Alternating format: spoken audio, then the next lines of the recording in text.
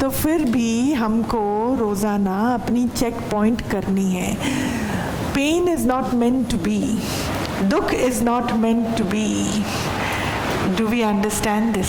भगवान ने, the creator ने, मालिक ने ये सब हमारे लिए बनाया नहीं है, पर फिर भी अगर मेरा मन इस चीज़ का एहसास करता है तो हमको अपने मन के और गहराई में घुसना है।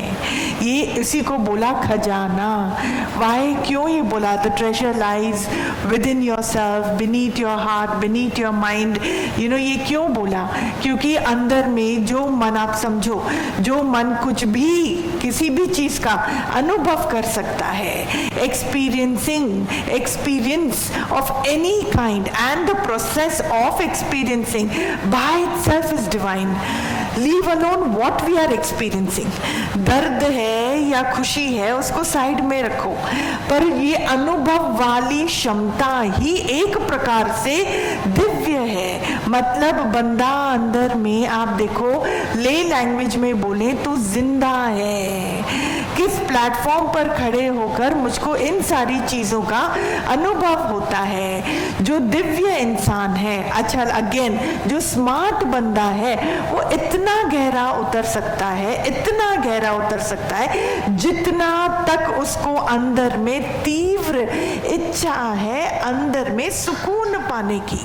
अगर आपको सुकून पाना है तो आपको अपने कोर तक, अपने आत्मिकता तक पहुंचना ही पड़ेगा। और आत्मिकता और core meaning disinterested in anything which is temporary. जो चीज मुझको ऊपर की ओर लेके जाती है, निश्चित रूप से आपका नीचे आना लिखा हुआ है। दोनों से मेरे को अंदर से खाली होना है, और ऊपर और नीचे भी ये मन के ही विषय हैं। इतना मन के साथ आपको अपना इंट्रोडक्शन करना है, लेना है। So again, experiencing, mind blowing. I can feel something. Who is talking to me about this feeling? कैसे मुझे इस चीज का भान हो रहा है? थोड़ा अपने अहंकार वाले घोड़े से उतरेंगे ना तो मेरे पैर धरती पर आएंगे ना तो मुझको कई चीजों का खुलासा होगा, नहीं तो नहीं होगा। If you are sitting on the horse of the ego or the egoistic horse, there are many things that will just go by and we will never be able to see them through. So we need to come back to reality. अंदर में जो देखो, medical science भी जो है ना, वो पीड़ा, शरीर की पीड़े को हरती जरूर है, नो डाउट अबाउट इट, उसको भी नमस्कार है। It cures the pain but never addresses the cause, never addresses the cause. और कॉज क्या है? किसी भी दर्द का कारण है मन का अंधकार, मन का अज्ञान, and that aptitude to look within. We get engrossed in an experience of good and bad. We get engrossed in that and that becomes our world, but it isn't. It isn't. Anything that is temporary, anything that is temporary is questionable. उसको question करो। मैं सीधा आपको बोलती हूँ, मालिक ने हमारे लिए ये टेम्पररी दुनिया नहीं बनाई। तो फिर और गहरा उतरते हैं, यहाँ पे इस दुनिया में बनाने वाला भी कोई है क्या? बनाने वाला है तो उसके अंदर रहने वाला है तो उसको मेंटेन करने वाला है, ऐसा है क्या? जब तक दिल और दिमाग झूठ में विचरता है तब तक ये सारी कहानियां हैं। लेकिन जिस दिन आपका मन पवित्र होता जाएगा, भारीपन से हल्केपन में आता जाएगा, उसके अंदर की परत खत्म होती जाएगी, आपको किसी शब्द की जरूरत नहीं पड़ेगी, किसी भी प्रकार की स्थूल वाली या चेतन वाले अनुभव की भी जरूरत नहीं पड़ेगी, पर फटाक से the mind would be able to shred the whims and the fancies which are a complete illusion of the mind। वो आराम से, जैसे हम कोई परत निकालते हैं किसी चीज का, ऐसे ही मन के अंदर में एक अर्ज होती है to understand things, to address things, to talk about things, to see things. These are all the aptitudes of the mind which is dwelling in temporariness. ये बात आप मेरी सूक्ष्मता से कैच कर पा रहे हो? अगर आप चाहते हो कि गृहस्थ सुधर जाए, अगर आप चाहते हो कि बच्चों पे आशीर्वाद राइट हो जाए, if your mind is still dwelling dwelling in the goods and the bads of the happenings, then you have to understand and see through the happenings of the mind. That is how you attain सूक्ष्मता, that is how you attain subtlety. समझ में आ रहा है? जब तक आपको बाहरी दृश्यों से मन इफेक्ट होता है, तब तक आपको मन की इफेक्ट होने वाली क्षमता पर थोड़ा ध्यान देना है. If your mind is getting affected, might as well let it get affected with bliss, no? Let it touch base with its reality, no?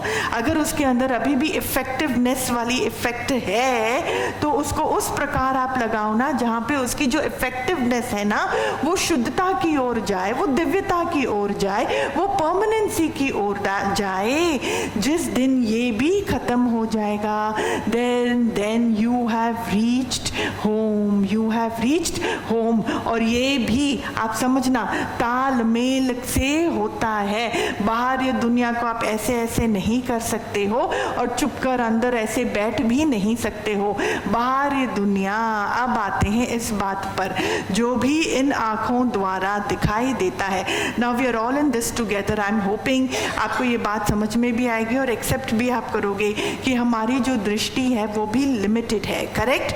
समझ में आ रहा है? हमारी जो दृष्टि है लिमिटेड है. एक दूरी तक वो देख सकता है, उसके बाद क्या हो रहा है नहीं देख सकता. हाँ, आपकी तीसरी आंख खुली है तो अमेरिका में क्या हो रहा है, your inner intuition will be able to sense and catch everything.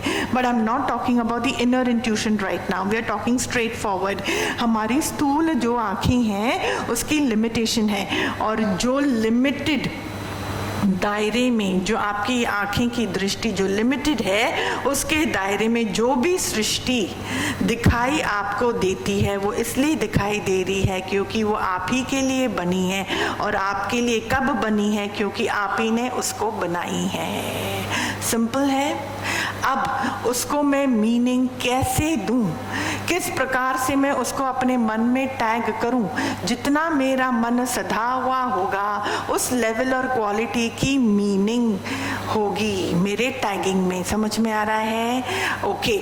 अब समझो, जैसे आँख की दृष्टि की लिमिटेशन है, ऐसे ही मैनिफेस्टेड वर्ल्ड की भी अपनी लिमिटेशन है.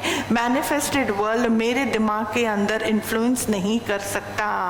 So there are two kind of minds. One is a mind which is getting influenced. It's an influenced mind, and one mind is an influencing mind.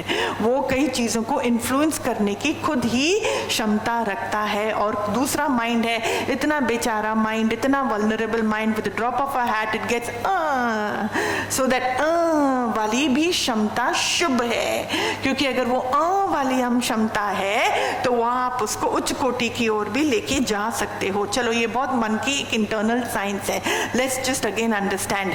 Manifested world, जो अभी आप अपने दिमाग के साथ हर चीज रिलेट करो, जितना आप अपने मन को अपने ही आत्मिकता के साथ, रियलिटी के साथ, while working with your static mind, you get into your subtle mind, and then your super subtle mind, you enhance a lot of internal powers that can help eradicate temporary pain, that can help eradicate temporary pain.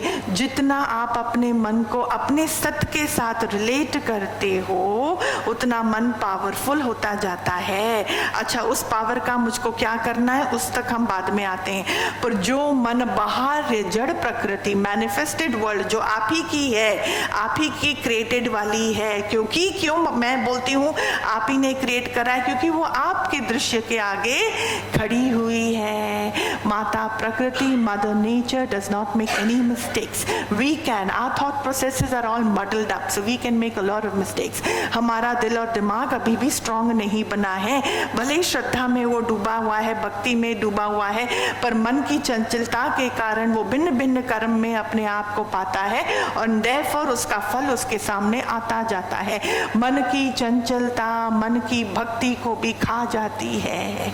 मन की चंचलता भक्ति को भी खा जाती है, ज्ञान को भी निगल जाती है. अंधकार में फिर वो मन अपने आप को पाता है, फिर दर दर की ठोकरें खाता है.